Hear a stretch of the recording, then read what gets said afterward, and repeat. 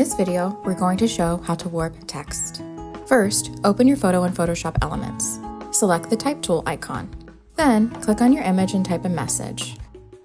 Highlight your text and make any changes in the Type panel below. Click the green check mark when you're happy with the updates. Select and drag the corner of your type to change the scale. Also, you can click and drag to change the placement. Click the green check mark to confirm the changes. Now, let's warp the text. Click the Type tool icon one more time. Then, go to the Create Warp Text icon in the corner of the bottom panel. Choose the style you like best. Then, customize the effect using the slider panels. Select OK to confirm your changes. We can duplicate our type by holding down the Option key and selecting and dragging the text. Easily modify the second warp text the same way. Don't forget to save and share your creations.